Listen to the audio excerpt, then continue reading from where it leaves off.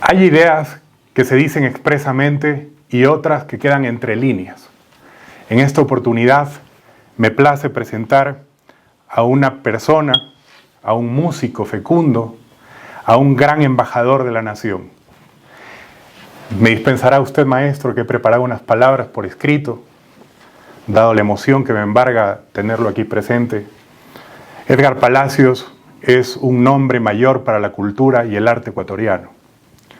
Hemos querido presentar este espacio para que, en absoluto rigor e indiscutido merecimiento, califiquemos su vida como una gloria nacional. Por tanto, esta entrevista para nosotros significa motivo de orgullo y regocijo, para que como ciudadanos y juventud entusiasta ansiemos la imitación, con que seguir su valioso ejemplo que ha sido fecundo legado para nuestra nación.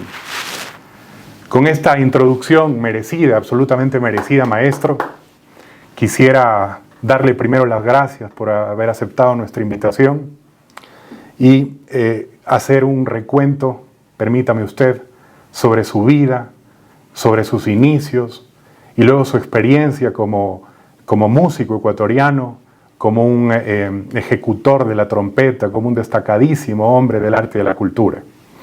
El maestro Edgar Palacios inicia sus estudios en la ciudad de Loja, en la Universidad Nacional, continuándolos en el Conservatorio Ciprián Porumbescu de Bucarest, Rumanía. Esos primeros años, maestro, en Loja, luego su educación en el Conservatorio en Europa del Este, ¿cómo se desarrolla este primer momento en su vida? Bueno, en primer lugar, muchas gracias por esas palabras tan hermosas. Yo creo que yo soy el producto del talento lojano. Yo prácticamente nací músico. Yo me acuerdo cuando tenía 3 años y medio, 4 años, recorría detrás de los músicos de las bandas de guerra y de las bandas militares y de las bandas de los obreros de Loja. Y después aprendí la flauta dulce. Yo trabajé unas vacaciones tocando la campanilla del carro de la basura. Y ahí me encontré una flauta dulce y yo me aprendí ahí unas 120 canciones. Pero con la flauta dulce aprendí a tocar la flauta traversa cuando tenía 8 o 9 años con el maestro Puertas Moreno Íñiguez. Y después entré al Bernardo Valdivieso. El Bernardo Valdivieso para mí fue el santuario de la música y de la cultura. Allí ingresé a la estudiantina del Colegio Bernardo Valdivieso con segundo Cuevaceli, y después fui corneta de la banda de guerra y después trompeta de la banda de músicos del colegio. Esa fue mi inicio. Así es que los 2 maestros, Cuevaceli y Puertas Moreno, fueron prácticamente mis padres musicales. Ahí en ese entonces, con la banda del colegio, creamos Los Delfines, un conjunto que fue de gran memoria en Loja musical, porque fuimos la alegría del pueblo de Loja. Y después ingresé al conservatorio, a la Escuela Superior de Música, que se reabría después de 9 años, creo que estuvo clausurada, dependencia de la universidad. Y cuando terminé el bachillerato ingresé a Ciencias de la Educación. Ahí tuve la oportunidad, yo buscaba en todo caso hacer mis estudios musicales. Carlos Julio Arosemena me ofreció una beca, me consiguió 2 becas, una a Estados Unidos y otra a Italia, pero solamente de 6 meses, y yo no iba a poder estudiar en 6 meses. Hasta que por suerte la Unión Internacional de Estudiantes, que funcionaba en Praga en ese entonces, y que en ese entonces estaba Guillermo Falconi, de miembro de la UIE, consiguió 4 becas para el Ecuador, 3 para Loja y 1 para Guayaquil. Entre las 3 becas estuve yo, juntamente con Numa Maldonado y con Víctor Bastidas. Y ahí nos fuimos los tres mosqueteros nos fuimos a Rumanía. A Rumanía. Hay una anécdota a propósito, usted ya ha mencionado la primera que yo quería resaltar, precisamente del presidente Arosemena Monroy en su visita con la embajadora de Estados Unidos a Loja, ¿no? Sí. Y luego esta hermosa anécdota que quería también repasar con usted sobre su vida juvenil. Desde Rumanía usted comienza a componer los primeros, digamos, pasillos que los dedicaba a su madre. Así es. Yo compuse 3 canciones dedicadas a mi mamá en ese entonces. Hice un poema con un texto mío. El segundo fue con un poema de Marco Plasencia. Y el tercero, que se llama Madre del Alma, con un poema de José Martí. Y le enviaba todos los años la canción para que escuche. Por supuesto. Era lindo. Luego usted recorre Europa del Este me parece que con la orquesta, o se ha graduado con la Orquesta Sinfónica de Bucarest, y luego recorre con sus compañeros prácticamente toda Europa del Este. Bueno, yo tuve muchas oportunidades, pero yo hice un concierto, el concierto que me da el título de Magíster. En ese entonces, fíjense que no existía la palabra Magíster, claro, aquí, no. El título de 4º nivel. ¿Por qué? Porque yo hice la tesis de grado de música y tuve que irme a Checoslovaquia a hablar con el compositor Zdeněk Krysiek se llamaba, y después de eso di el concierto. Entonces hice la tesis de grado y el concierto de grado.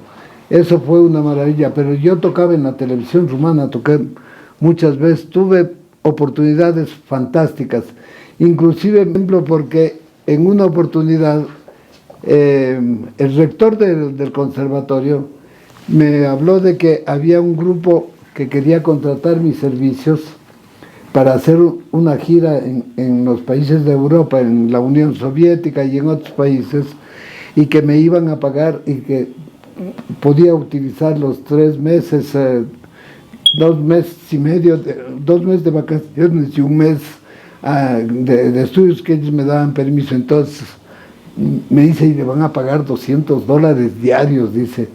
Entonces, ¿qué le parece? Le digo, no, le digo, porque yo vine a estudiar, yo no vine a trabajar. Yo no vine a hacer ese tipo de actividad. Claro. Dice, pero usted puede comprarse un Mercedes-Benz, tener un gran no carro, le digo, es que lo que pasa es que yo no vine a eso, yo vine a estudiar de trompeta.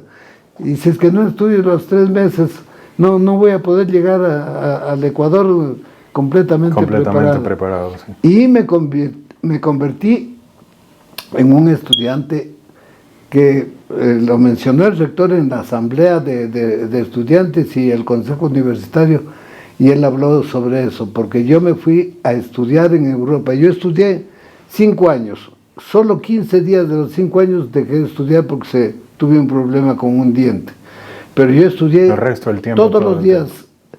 Y yo llegaba al conservatorio a las 5 de la mañana y terminaba mis actividades a las 8 de la noche. Que testimonio de cómo se forja al tesón de ese sacrificio, digamos, de esa dedicación, un gran músico como lo es usted. Continuamos repasando, digamos, su vida y sus logros. El maestro Edgar Palacios es Premio Nacional Eugenio Espejo en el año 2006 por su contribución al patrimonio cultural del Ecuador. Además, Orden Nacional al Mérito Rumiñahui por parte del Ministerio de Defensa Nacional. Ha grabado más de 40 álbumes a lo largo de sus al menos 65 años de trayectoria artística y dirigido más de 2.000 conciertos en Ecuador y alrededor del planeta. Por ello, creo que hemos resaltado este membrete importante sobre su labor como embajador de la nación, como embajador del Ecuador. Ha llevado a distintos rincones del planeta entero la música ecuatoriana. Bueno, nosotros hicimos cosas, hemos hecho cosas sensacionales. Primero, cuando hicimos una gira a Rumanía, que fue aprovechando la visita del presidente Ceausescu aquí en 1974, nos presentamos con el conjunto universitario y él nos invitó a Rumanía. Fue una presentación memorable. Estuvimos un mes, hicimos cerca de 20 conciertos y logré tener una copia de una de las presentaciones del conjunto universitario en Rumanía, que la tengo ahora estoy preparando un museíto pequeñito ahí en la fundación, donde va a estar todo el repertorio, todos estos testimonios. Eso fue lo uno, que fue grandioso. Después nos fuimos al Japón. En Japón hicimos una gira también de un mes. Nos presentamos en NHK con un público que estuvo ahí de 7,000 asistentes, pero el programa lo vieron 30 millones de personas ese día. Es fabuloso. Fue fabuloso. Cosa fuera de serie.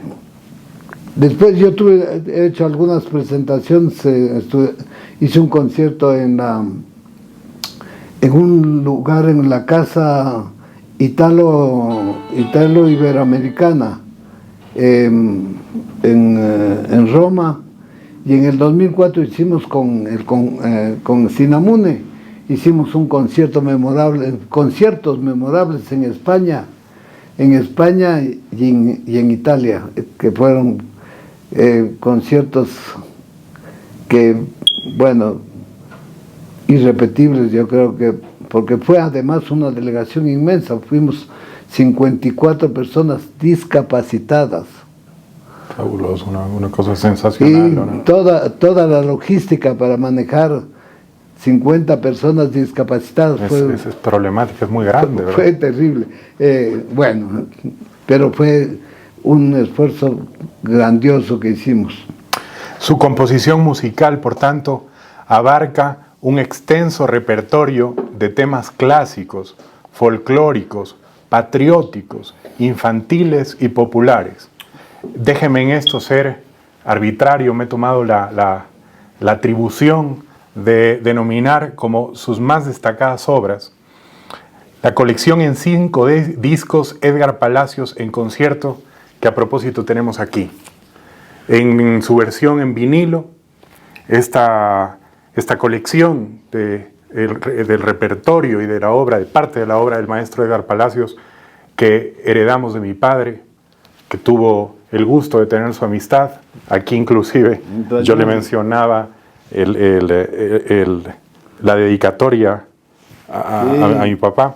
De esta obra que también menciona alguna biografía en internet, es una de sus principales, digamos, producciones, ¿no? Sí, es una producción realmente extraordinaria.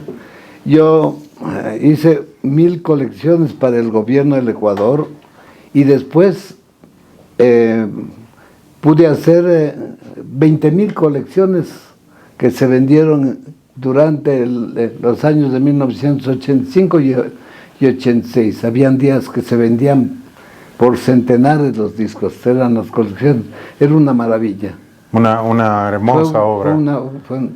Bueno, mi obra principal es el Boletín y Elegía. Justamente. Luego, digamos, he señalado el oratorio Boletín y Elegía de las Mitas. Bueno, el Boletín, verá, yo llegué de Rumanía en 1967 y había un señor, un gran dramaturgo aquí, un gran maestro, Fabio Pacchioni.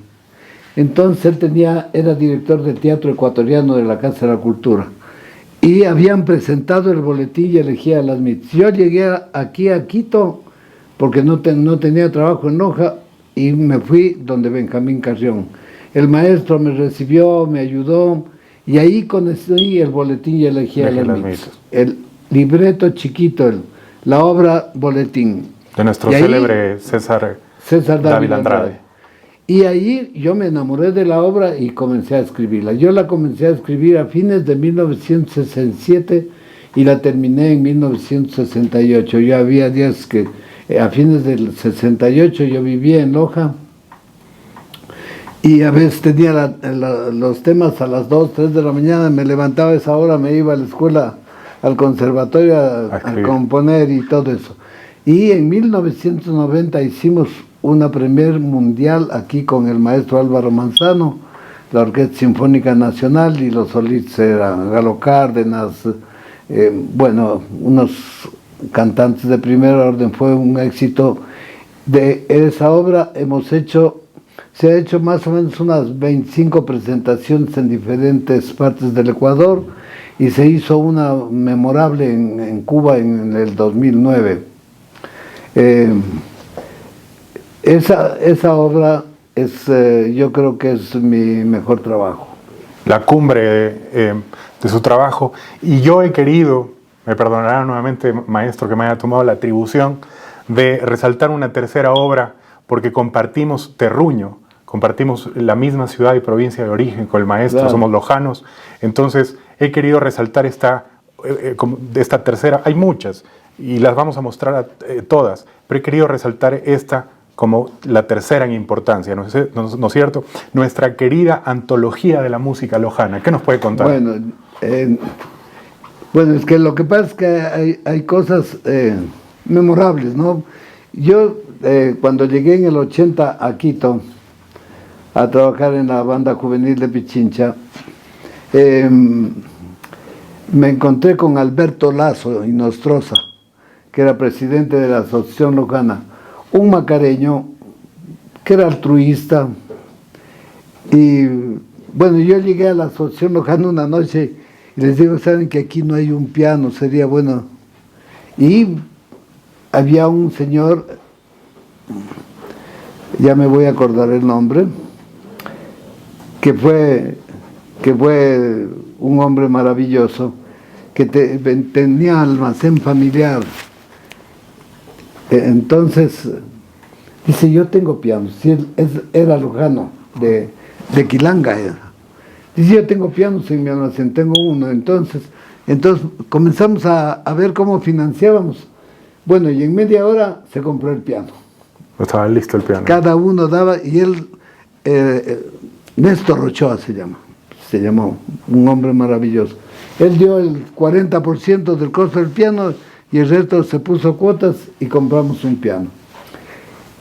Y ahí, concomitante con eso, le digo a Lazo, Alberto Lazo, le digo, quiero hacer un disco con canciones de Loja, una antología de la música lojana.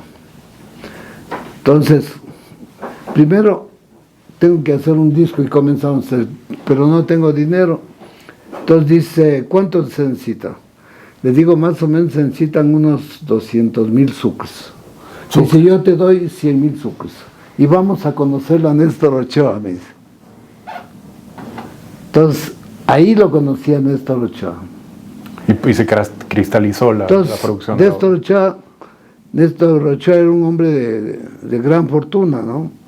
Entonces él me dijo, tome los 100,000 sucres, y si es que necesita más me avisa, ¿no?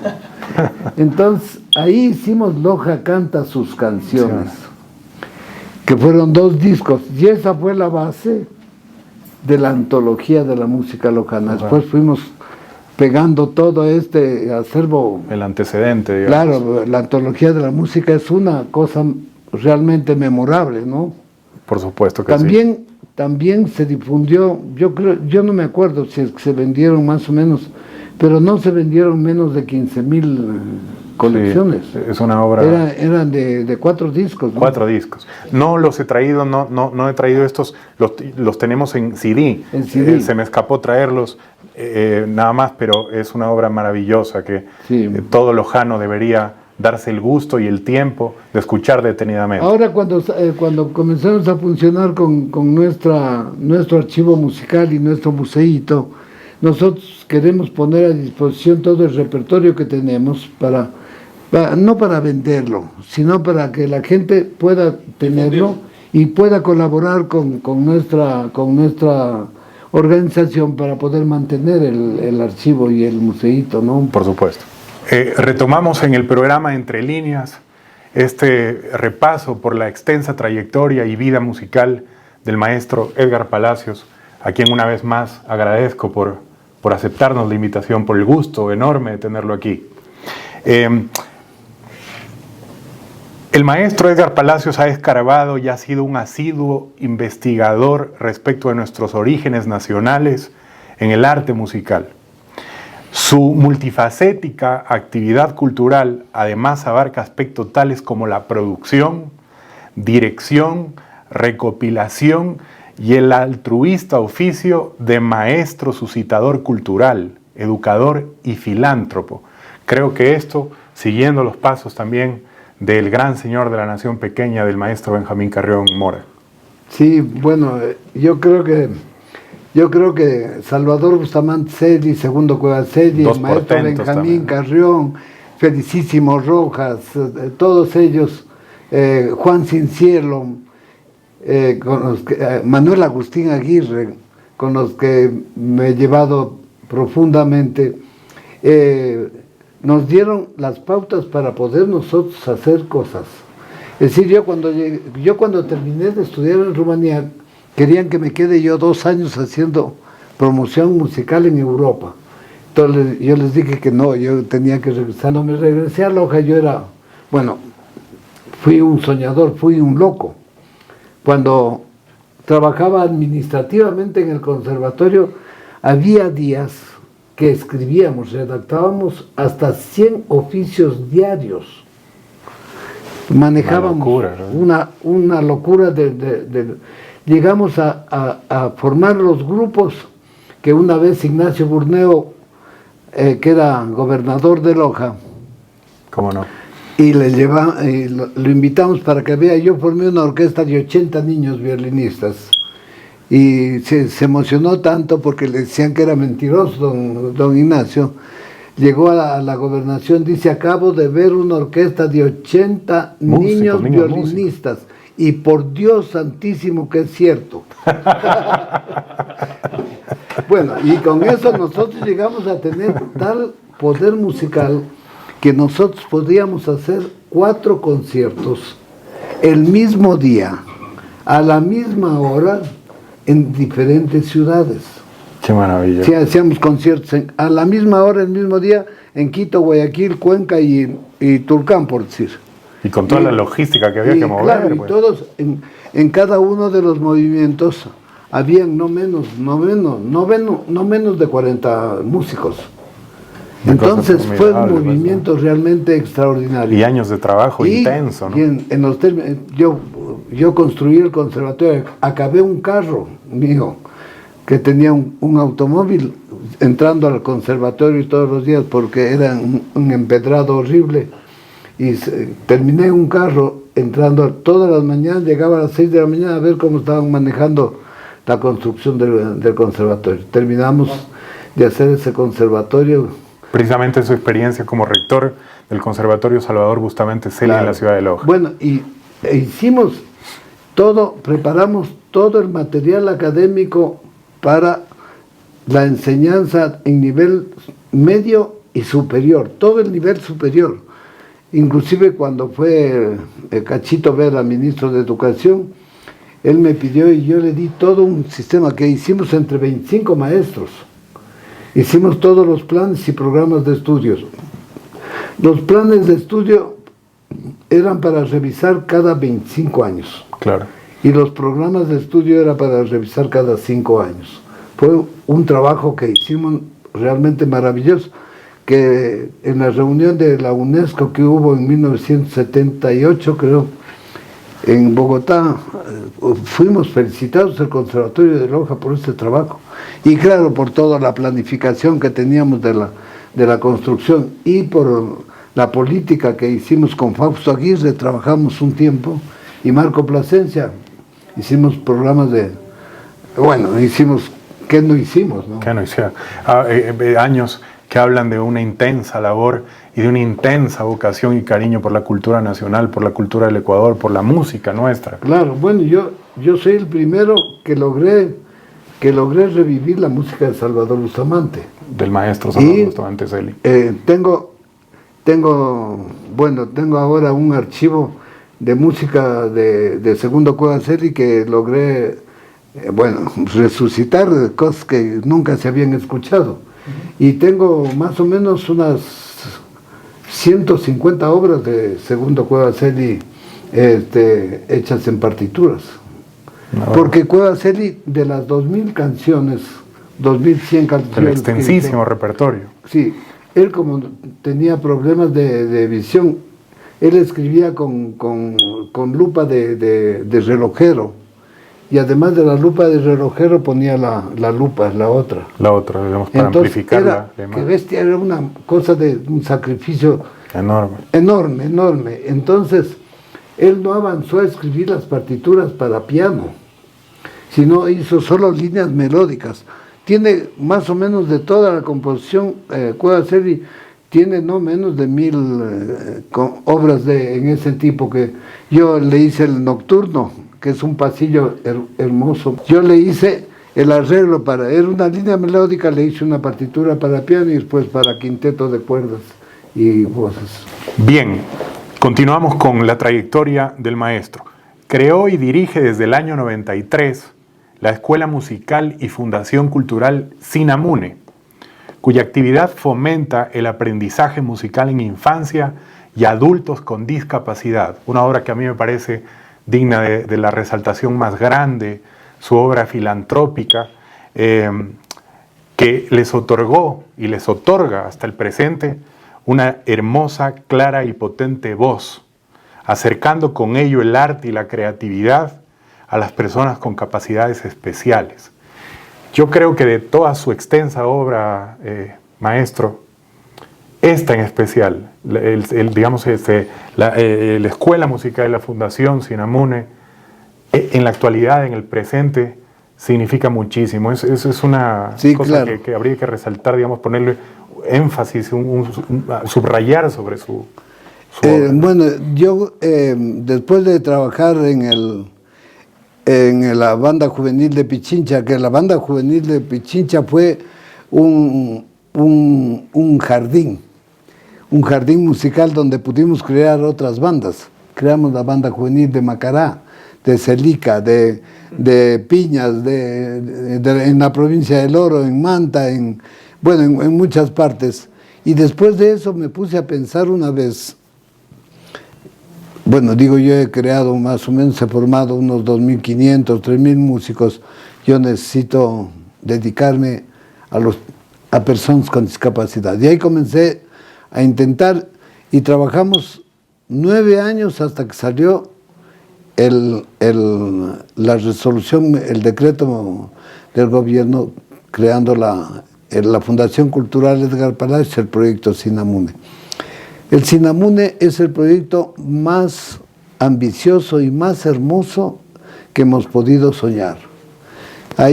Por ahí han pasado más de 2.000 jóvenes que se han hecho músicos, algunos profesionales, otros se quedaron ahí trabajando como profesores. Tuvimos la posibilidad de que nos den nombramientos para 6, 7 de ellos, que son de baja visión y ciegos, y que nosotros les insinuamos que estudien y terminaron la universidad. Ahora son profesionales de tercer nivel en la música y son muy buenos profesionales. Pero además nosotros en el Sinamune hemos aprendido mucho. Aprendimos a ser solidarios y hemos mantenido el criterio y la devoción de no mentir. Porque a un discapacitado no le puedes mentir jamás, no lo puedes engañar. El momento que le mientes o lo engañas, se acabó el proyecto. Porque la confianza de ellos, se acabó, es una cosa terrible.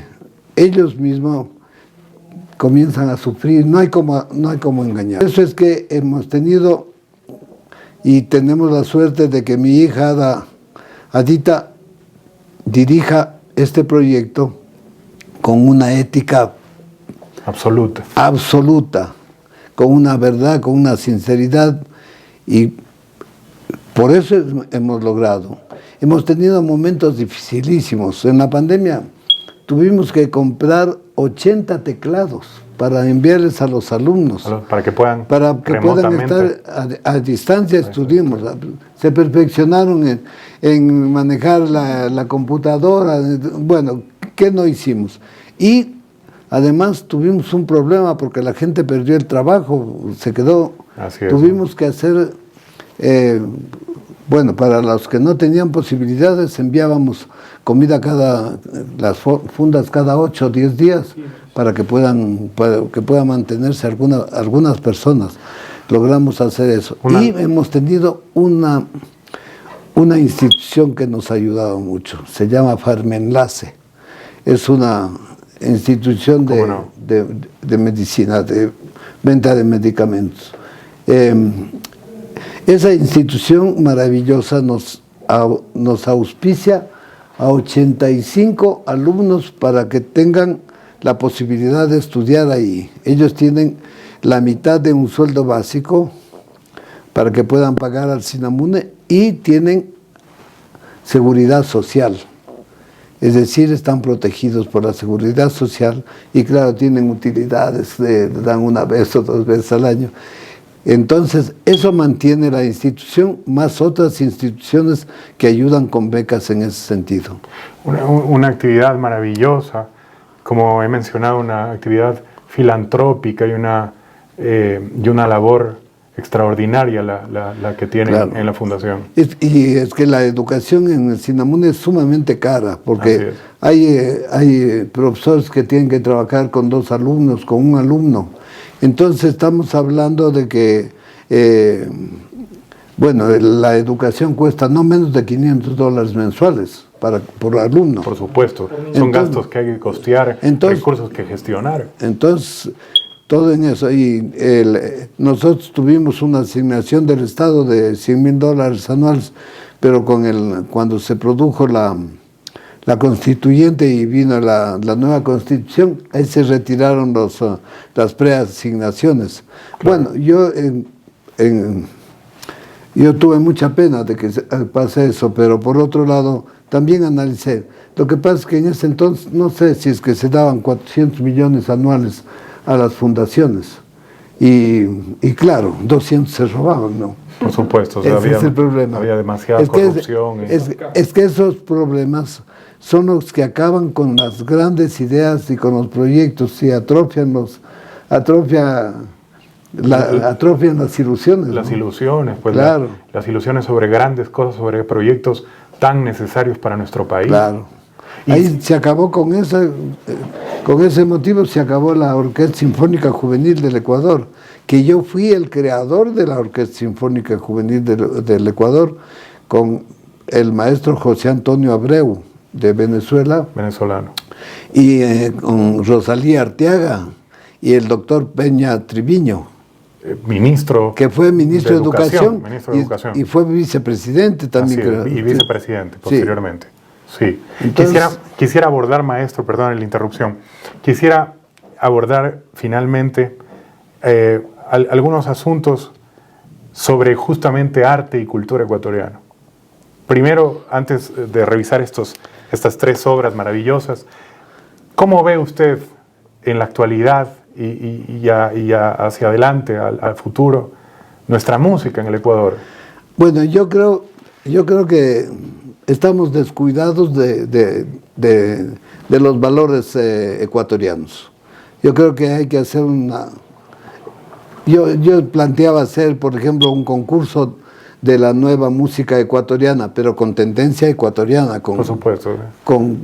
Hacer un concurso nacional, como era el Festival de San Remo, con un jurado de principio a fin, que no sea vulnerable de cosas y que al final, para la selección, tenga también el apoyo de un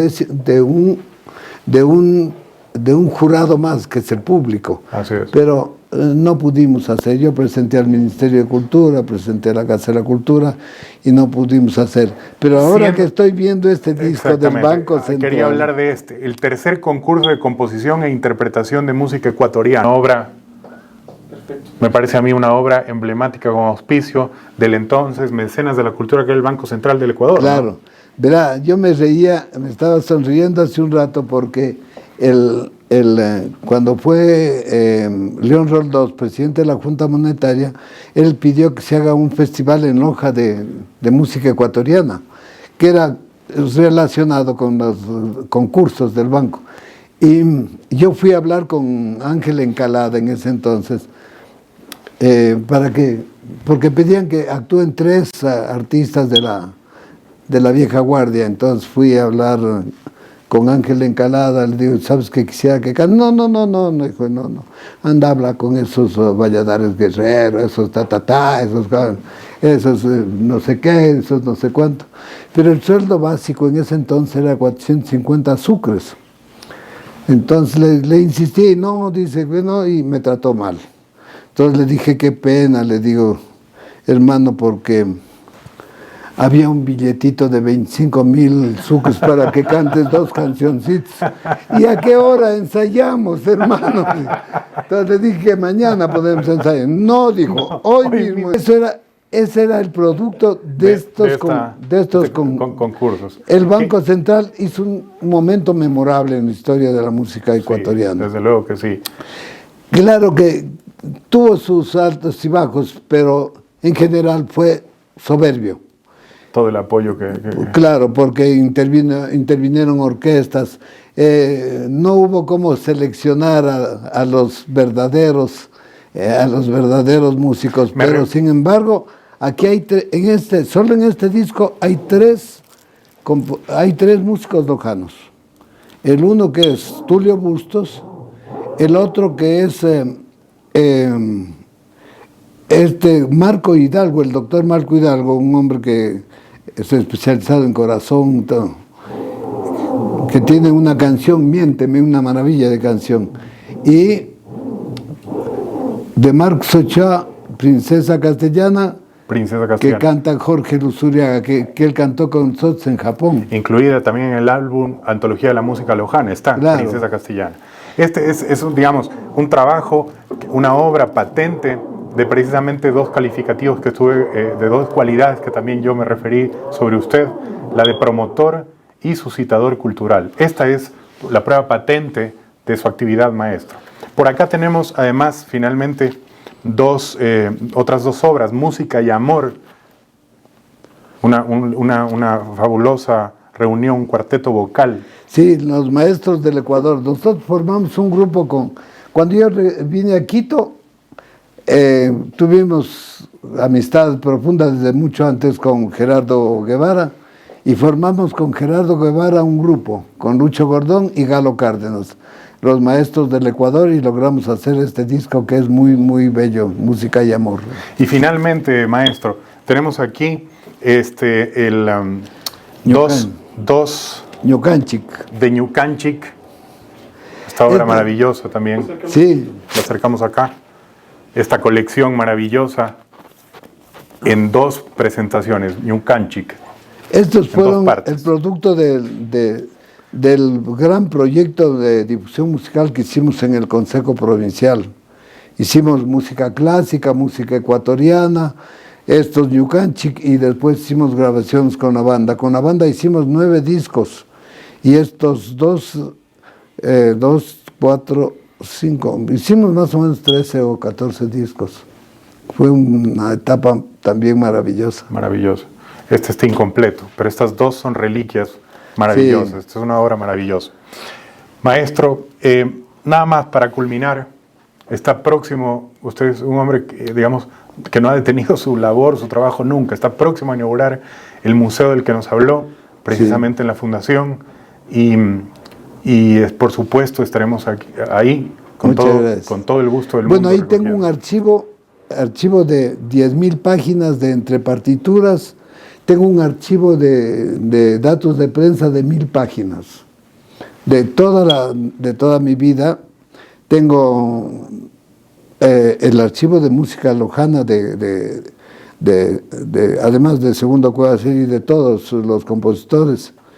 Tengo versiones para orquesta, versiones para piano. Es un trabajo que hemos hecho y todo está digitalizado en la computadora. Está todo en la computadora también, para prestar servicio cuando deseen preservarse, cuidarse. Y quieran interpretar esas canciones, pueden sacar copias de nuestro archivo. ¿Qué sitial le gustaría ocupar en la historia, maestro? Que Bueno. si le preguntásemos cómo quisiera perennemente luego ser recordado, ¿qué cree que es lo que...? Bueno, no tengo muchas pretensiones. Lo que pasa es que lo único que quiero es seguir trabajando hasta donde pueda y necesito tener tranquilidad, pasar bien. Yo estoy trabajando 3 veces a la semana en la fundación y ahora que vamos a hacer el museo voy a estar, si es que hay personas que quieren visitarlo, voy a estar todos los días que sean necesarios. Ahí les voy a explicar todo porque hay muchísimas cosas que ver, muchísimas cosas que ver. No solo el medallero que me decía León Febres Cordero, bueno, las medallas son pedazos de lata, y es verdad, pero tienen su valor, tienen su valor, sí, tienen su valor. Histórico. Yo tengo por moral, ejemplo, ¿no? tengo además del premio Eugenio Espejo, tengo el del mejor ciudadano elegido por el pueblo, que rompió culturalmente con toda la oligarquía de Loja. Claro. Ese es el primer choque cultural de un hombre que se enfrenta a la oligarquía lojana, porque es donde difícil, participa el pueblo, digamos, claro, entusiasta. En vez de que le elija el alcalde con 4 concejales o 5 que estaban a su favor, que estaban obligados a que lo elijan, se levanta el pueblo en 27 organizaciones y me eligen a mí. Y allí, cuando lo eligen al ciudadano, estaban 60 personas y acá estaban 4.000. Entonces, esa cuestión, después de eso, estoy satisfecho. De la manera. Ahí está el reconocimiento, sí, parte del reconocimiento, sí, que este país le debe, maestro. Así fue el reconocimiento de la manera más amplia y democrática como cabe. Así es, muchas gracias. Nada más quiero despedir este programa Entre Líneas, este fabuloso programa. Realmente me he sentido muy conmovido, muy emocionado, tener frente a mí a un valor tan grande de la cultura y el arte ecuatoriano. Quiero nada más despedir este programa agradeciéndole una vez más, maestro. Muchas gracias. Le agradezco muchísimo que nos haya acompañado. Quiero despedir con una de sus frases. La felicidad se encuentra cuando uno hace el bien. Y creo que prueba de hacer el bien, de hacerle bien a nuestro país y a nuestra cultura, es la vida y la obra del maestro Edgar Palacios. Gracias por estar en Entre Líneas. Muchas gracias.